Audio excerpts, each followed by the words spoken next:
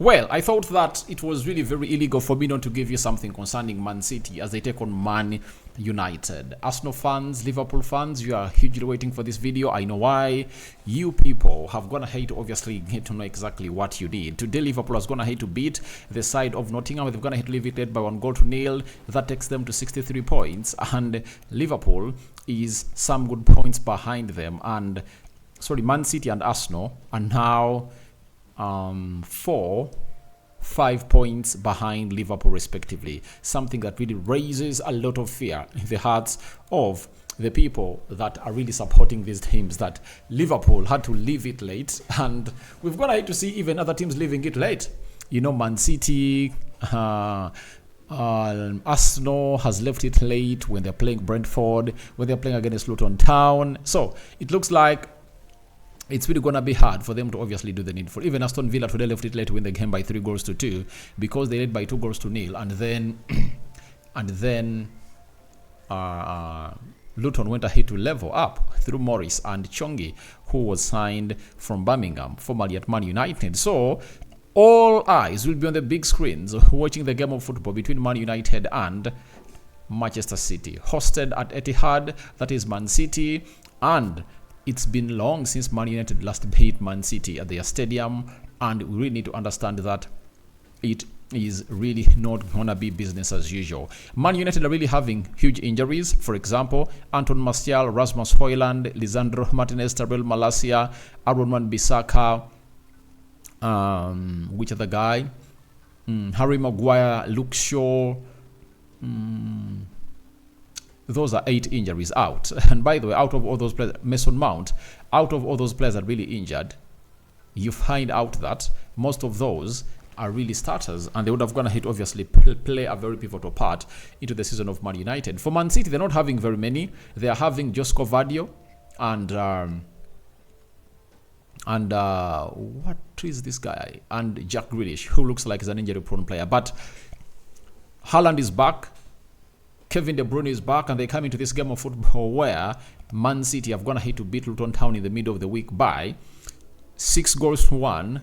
Kevin De Bruyne creating 4 out of the 5 goals that Haaland went ahead to score, and Haaland comes into this game with a very huge form. Remember last time he played against Man United, he scored a hat-trick at the Etihad, and that game ended 6-3. But I've always gone ahead to remind everyone who was reading predicting that Liverpool was going to annihilate Man United again after a 7-0 loss last season. Man United went to Anfield and really got a point there, and it ended 0-0. So that game is going to be really tricky because Man City is not all that as a threat like they were last season.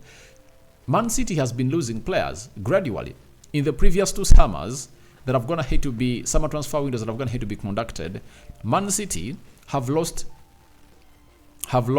Kun Aguero. Man City have lost Gabriel Jesus. Man City have lost Zinchenko. Man City have lost Cancelo. Man City have lost Raheem Sterling. Now, after losing Kun Aguero, they replaced him with Erling Haaland. Very good replacement. They even brought in a backup striker, that is Julian Alves, who is really versatile, can play in behind the center forward, he can lead the line, he can play wide. So he's a versatile player that is really talented. We all know that. But this season, or last season, they went ahead. Last summer, they lost Ika Gundogan, and they lost Ika Gundogan and Riyad Mahrez. Trust me, however much they brought in Jeremy Doku to cover up for this guy, it has not worked out. And even Calvin Phillips, Matthias Nunes, and Kovacic have failed to cover up and really bridge that gap that was left by Ika Gundogan. You see to it that he's struggling, and that position really lacks a lot to do with. So I think Man City is really having some void and a weakness that people are not going to realize, that Pepe's army is really under what we call a rebuild. That is, their rebuild is not really as harsh as that of Liverpool was, because that of Liverpool was worse to an extent that they even failed to qualify for the Champions League. But I think they are really rebuilding a new squad at Man City. They have really to admit, because even Kevin De Bruyne at any time from now is going to leave the side of Man City because of his age. He's turning to be an injury-prone player. I don't think he can stretch more 2-3 seasons at Man City. Though he's 32-33, he can't really go there. So I would love to obviously come in and tell you that Man City is good. They're having 59 points, and they haven't gone ahead to lose a game at Etihad ever since I think they lost to Brentford. That is, was it last year? But that doesn't really give them the immunity to beat Man United. I think they are the favourites to win this game of football. And let's go into the predicted starting 11, as the manager of Man City, Pep Guardiola, knows exactly what United is going to come up with. Erik ten Hag looks like he's going to play a low block and really get in or hit them on the break. And Man City is going to really press what we call a high press, a high line press. And they are going to really try to have the majority share of the possession and really try to threaten Man United and create very many chances and look for Erling Haaland. Now, let's go to the predicted starting 11 for Man City and see who is supposed to obviously coming in through fit players, and their team is really predictable, right? In goal, it's going to be Ederson Moraes. You know that very well. And he's a calamitous goalkeeper. You know, if you expose him to lots of shots, he can easily give you a goal. You know, but his power is in his ball distribution. That is it. Then we go to the right back. There comes a man called Kyle Walker. Obviously, Kyle Walker, good. He has the pace. And when you're facing a player like Marcus Rashford, you need to be having this player who really has pace that can obviously match that pace. Remember when they are playing Real Madrid, when Kyle Walker was injured, and Fernandinho was really sat down by Vinicius Jr. every time he ran to his side.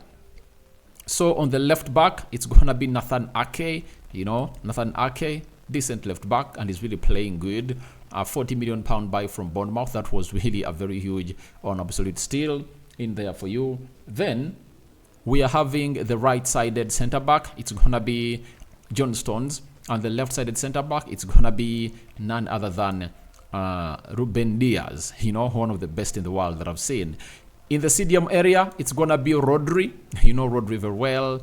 And alongside him is going to be Bernardo Silva and Kevin De Bruyne playing into that midfield. And that is really deadly. KDB is really in brilliant form. And all you wouldn't like to see Man United do is to give Kevin De Bruyne a way of obviously operating into the middle of the pack. Then we go to the right forward. I think it's going to be Phil Foden. But the way he's going to be playing, he will be really exchanging with Bernardo Silva, sometimes going inside and Bernardo Silva going outside. Then those triangles will be made.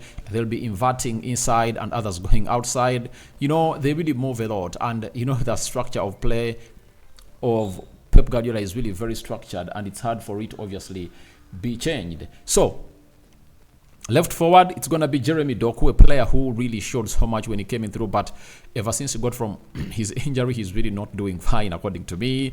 Then, who is leading the line?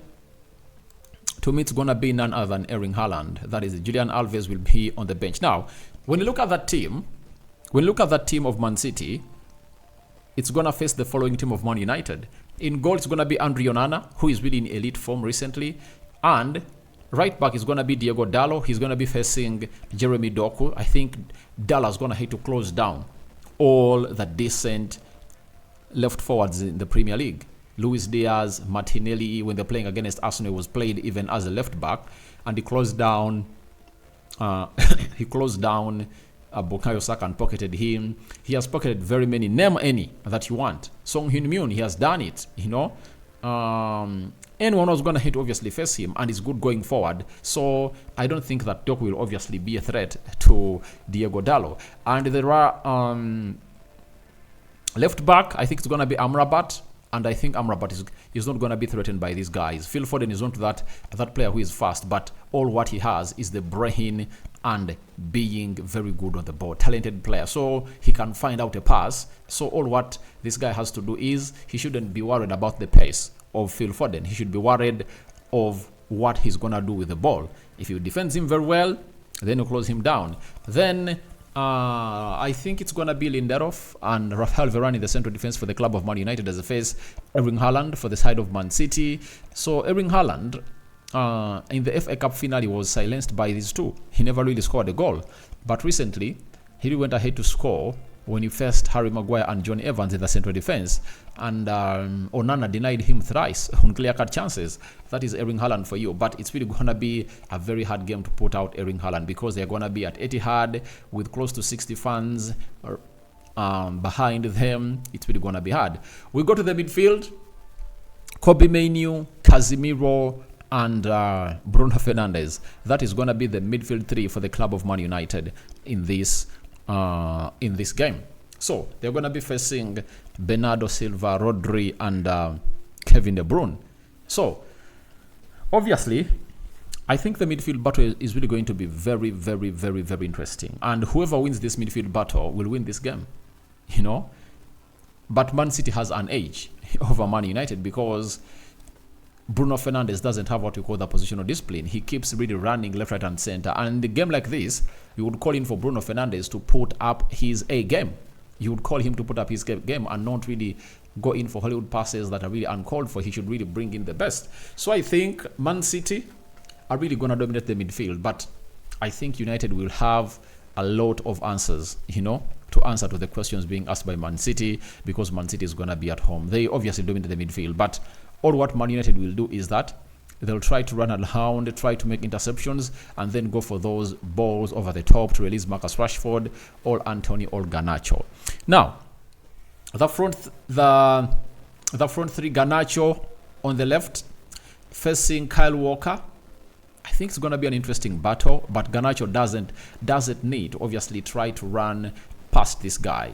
Just try to really find a way of really going past him, you know, challenge him, not because of pace, but sit him down and go past him. But even Kyle Walker has huge experience, you know, he rarely gets that down, and he spares even some time to go up front and really put in those crosses. So Garnacho is going to be having really a huge day and a busy day because this guy is not easily beaten. Anthony, to me, I think is going to play as a right attacking midfielder, having gone ahead to be brought in the game of Nottingham Forest and really put him some good performances. I think Ten Hag is going to really grant him a chance to play.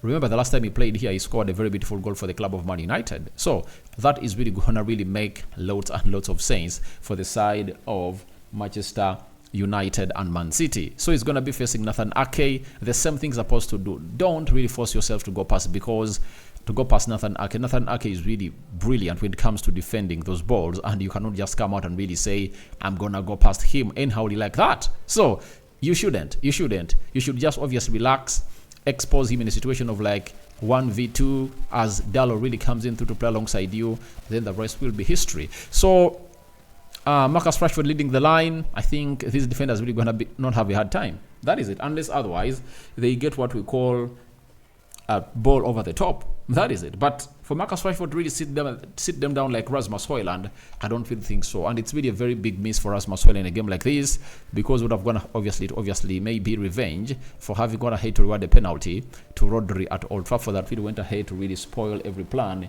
that Erik ten Hag really had gone ahead obviously put out. So what's my prediction for this game? Man City are favorites, guys. That is it. Man City are favorites, and I think the best Man United can get out of this game is a draw. That is it. But I see a 1-0, 2-1 win for Man City, or 2-0. If United force a lot, it's going to be really a draw. That is it. So thank you guys for watching through. I'm calling in for your predictions in the comment section below. If you want to watch the Combined 11, go to United Matters channel. That's where the Combined 11 is. And I'm going to post it onto the community page of this beautiful YouTube channel of ours. I thank God for the gift of life. The Muslim is Barakallahu Fikum. Don't forget to subscribe. I had to obviously do this because most of you really wanted to hear, what does Rokani say about this game of football? Because some of you don't follow me the other side, you know, yet I'm always there to bring you such. But Arsenal fans, Liverpool fans would like to see to it that United beats Man City, Hull City drops points, and L or a D for the side of Man City will work well for Arsenal or Liverpool. So I'm out. I'm just waiting for your reactions into the comment section below. Rokani David is my name, and good night. For those going to bed, I'm returning. We are left with 2 videos. There is a live stream that is coming in through latest, and I'm going to record 1 video concerning Arsenal very, very soon. And from now, it's going to be up onto the video section. Bye-bye.